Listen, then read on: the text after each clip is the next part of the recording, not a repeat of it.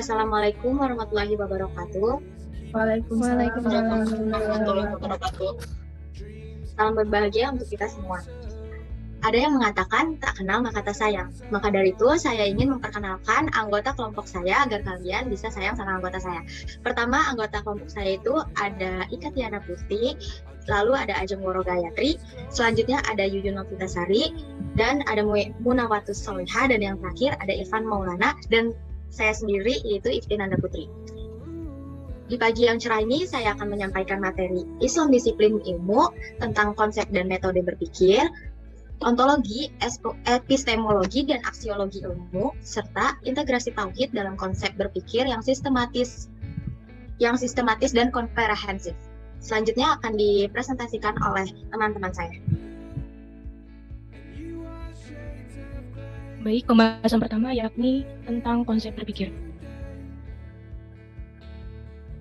Berpikir adalah sebuah proses yang bebas menyangkut segala kegiatan kognitif terhadap semua alam, wujud, dan kehidupan. Aktivitas berpikir sebagai karakter utama manusia mendapat perhatian yang istimewa dalam Al-Quran. Dalam makna berpikir diungkapkan dalam berbagai kata, yakni ada akalah, nazarah, tafakarah, fahimah, faqihah, tazakarah, tadabarah, dan beberapa kata lainnya yang sepadan dengan makna berpikir.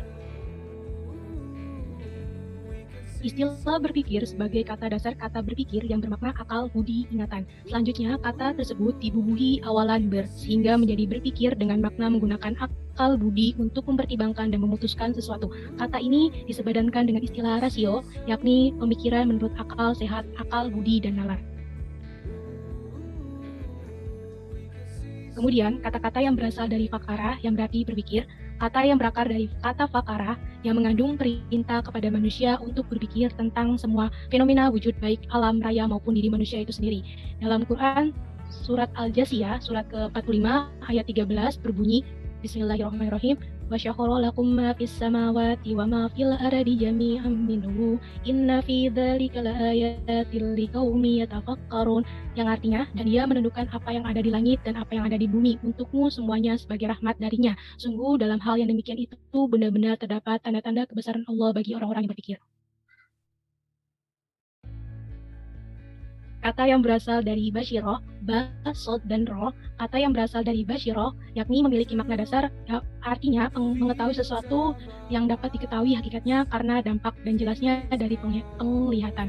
Kemudian terdapat juga dalam Quran surat Al-A'raf, surat ke-7 ayat ke-179 yang berbunyi, walaqad dara'na li jahannama katsiran minal jinni wal insi lahum qulubun la tafqahuna biha wa lahum a'yunun la yubsiruna biha wa lahum adunna la yasma'una biha ulaika ka'an'ami balahum adallu ulaika humul ghafilun, yang artinya orang-orang yang tidak menggunakan indera mereka sebagai proses penghayatan dan pemahaman melalui fenomena alam jagat raya berupa ayat kauniyah dan ayat-ayat Al-Quran sebagai ayat kauliyah adalah termasuk golongan orang-orang yang lalai dan sesat.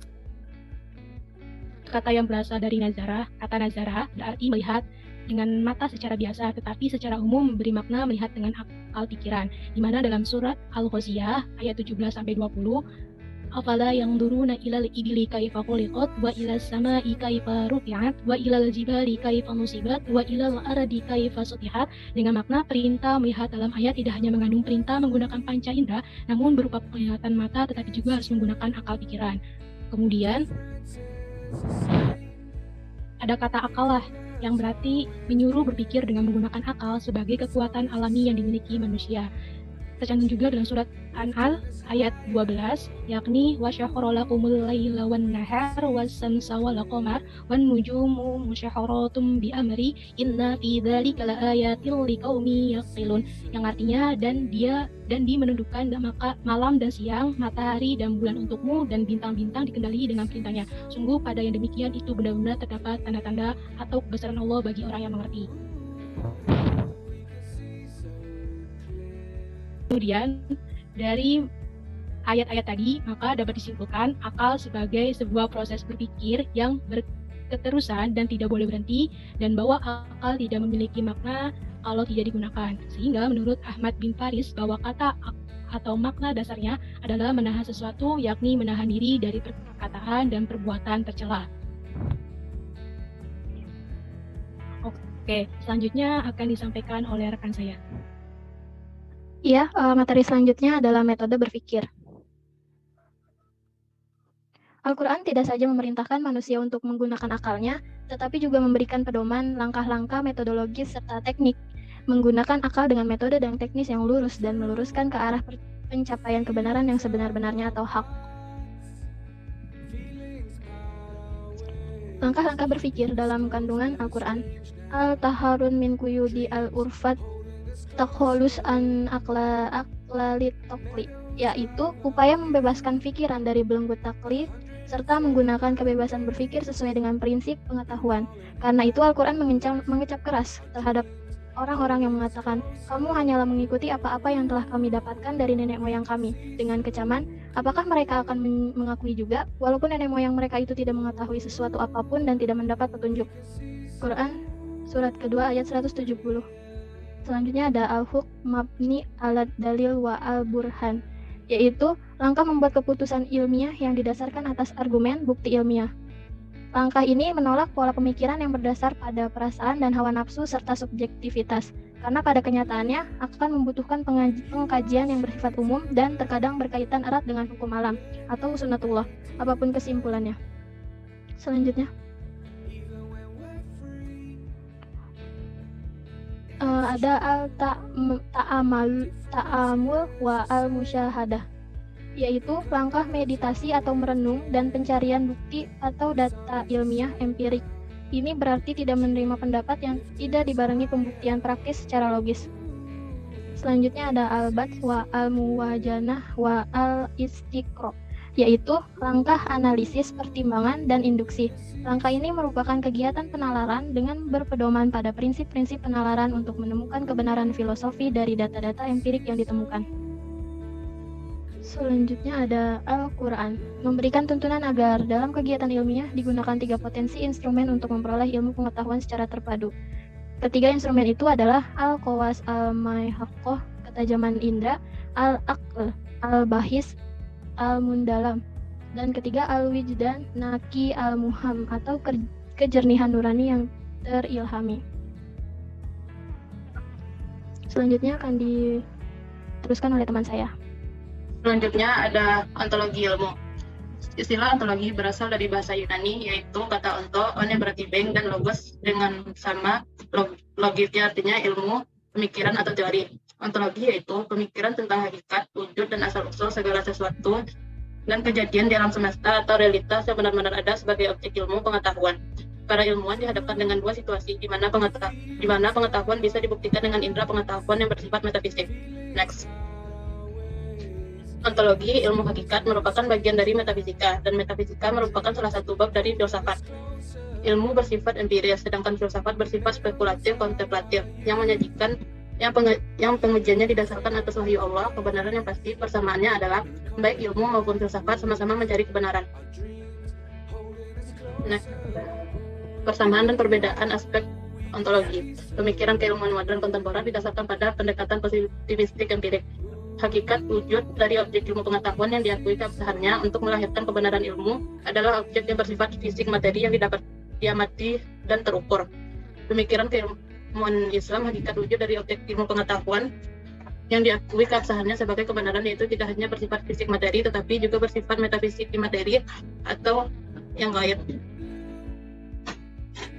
Selanjutnya akan dibacakan oleh teman saya. Oke, baik. Selanjutnya ada epistemologi ilmu. Epistemologi berasal dari bahasa Yunani. Episteme artinya pengetahuan dan logos artinya ilmu, atau bisa disebut teori. Epistemologi didefinisikan sebagai cabang pemikiran filsafat yang mempelajari tentang sumber ilmu pengetahuan serta bagaimana metode yang digunakan untuk memperoleh ilmu pengetahuan yang benar atau yang valid. Epistemologi membahas secara mendalam pengetahuan yang telah ada pada kita melalui proses deduktif dan induktif untuk menjadi ilmu atau teori dan catatan peristiwa. Proses demikian ini disebut proses keilmuan atau metode ilmiah. Selanjutnya, persamaan dan perbedaan pada aspek epistemologi. Pemikiran keilmuan modern kontemporer mempunyai sudut pandang yang bersifat antroposentris yang terlepas dari unsur ilahiyah, yaitu sumber ilmu pengetahuan adalah rasio dan hasil pemahaman manusia berdasarkan pembuktian ilmiah terhadap fenomena atau fakta empirik di alam semesta melalui metode observasi dan eksperimen. Selanjutnya, pemikiran keilmuan Islam mempunyai sudut pandang yang bersifat teoantroposentris, yaitu mendasarkan pada otoritas ilahiyah serta otonomi manusia untuk memanfaatkan potensi kemanusiaannya bagi penggalian, pengembangan, dan pemanfaatan ilmu pengetahuan, yaitu bahwa sumber utama ilmu pengetahuan adalah Allah Subhanahu wa Ta'ala yang menurunkannya melalui wahyu atau ayat kauliyah dan dari pemahaman manusia tentang fenomena alam semesta ciptaan Allah dan kehidupan di dalamnya, atau ayat kauliyah. Selanjutnya ada metode dalam teori ilmu pengetahuan. Di sini ada 4 metode. Yang pertama itu ada metode induktif, pengambilan kesimpulan kebenaran dari hasil observasi atau eksperimen. Yang kedua itu ada metode deduktif. Yang dimaksud metode deduktif itu saling keterhubungan logis antara simpulan kebenaran yang bersifat umum dengan realitas fakta atau fenomena empirik. Yang ketiga itu ada metode kontemplatif, yaitu kerja rohani akal khalq yang bersifat intuitif atau ilham dalam memahami dan memaknai kebenaran yang bersifat metafisik imateri. Dan yang terakhir itu ada metode observasi dan eksperimen untuk memahami komponen realitas dan fenomena serta keterhubungan antara komponen untuk melahirkan simpulan yang benar untuk menjalankan fakta atau fenomena realitas empirik. Ya, selanjutnya akan dipresentasikan oleh rekan saya. Oke, baik, terima kasih Ifti. Selanjutnya kita membicarakan aksiologi ilmu. Istilah aksiologi berasal dari Yunani, yaitu aksios yang artinya nilai, dan logos yang berarti ilmu atau teori. Aksiologi berarti ilmu atau teori tentang nilai. Penggunaan aksiologi sebagai teori ilmu tentang nilai terutama berhubungan dengan kaidah etik, moral, dan penilaian moral. Penerapan ilmu harus berdasarkan etika atau moral Islam agar secara ilmiah tidak berat sebelah. Next. Persamaan dan perbedaan pada aspek aksiologi. Pemikiran keilmuan modern kontemporer dengan pendekatan positivistik empirik berpandangan bahwa ilmu pengetahuan harus bersifat objektif, bebas nilai, yaitu tanpa keterlibatan subjektivitas manusia dengan bias preferensi nilai subjektif. Pemanfaatan ilmu pengetahuan ditentukan oleh keputusan manusia dengan atau tanpa pertimbangan nilai moral.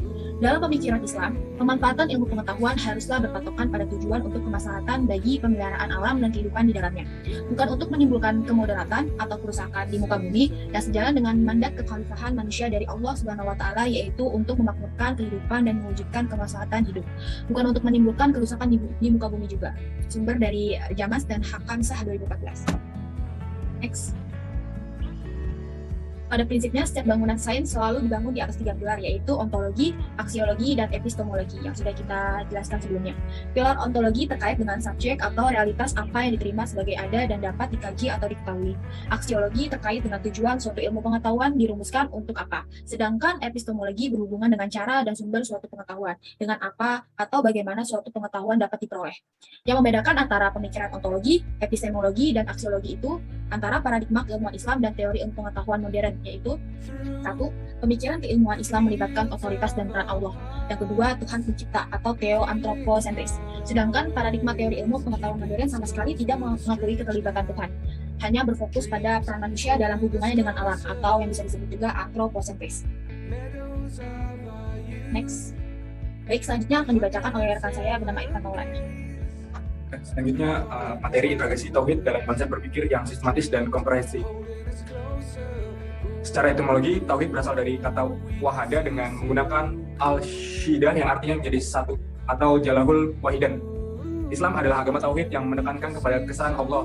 Islam semata-mata karena Allah irada. Kalimat perintah dan larangannya dan sunnah dan aturannya di alam dunia di kehidupan ini.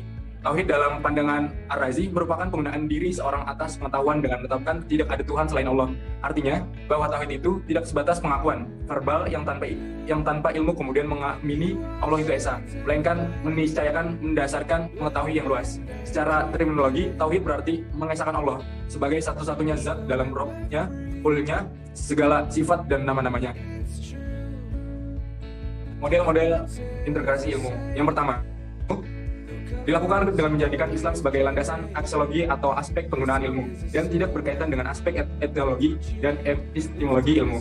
Kedua, Integrasi ilmu dilakukan dengan memasukkan nilai-nilai Islam ke dalam konsep-konsep yang terdapat di dalam ilmu pengetahuan. Dalam pola yang kedua ini, asumsi yang dibangun adalah bahwa ilmu pengetahuan itu bebas nilai ataupun netral. Ketiga, integrasi ilmu dilakukan dengan memasukkan konsep tauhid dalam instruktur filsafat ilmu, yaitu dalam aspek ontologi, epistemologi, dan aksiologi. Dalam pola Islamisasi yang ketiga ini, konsep tauhid sebagai inti ajaran Islam masuk dalam seluruh struktur ilmu pengetahuan, baik ilmu itu alam, sosial, maupun kemanusiaan. Integrasi dan Islamisasi ilmu dan pendidikan Islam. Tujuan pendidikan dan tujuan hidup muslim berbeda dengan pendidikan sekuler atau barat. Tujuan pendidikan sekuler karena mendasarkan kepada rasionalisme dan materialisme, hanya menekankan kepada prestasi intelektual dan kehidupan duniawi. Tujuan pendidikan Islam memiliki istimewaan, yaitu untuk menyembah dan berbakti kepada Allah sepanjang hayat. Tujuan ini sejalan dengan tujuan diciptakannya manusia, yaitu hanya menyembah Allah semata. Mungkin terima kasih, saya kembalikan kepada Ibti. Baik, sekian dari presentasi kami. Kurang lebihnya mohon maaf dan terima kasih sudah menyempatkan hadir untuk menonton YouTube kami. Semoga ilmunya bermanfaat untuk kalian. Wassalamualaikum warahmatullahi wabarakatuh. Waalaikumsalam. Waalaikumsalam. Waalaikumsalam warahmatullahi wabarakatuh.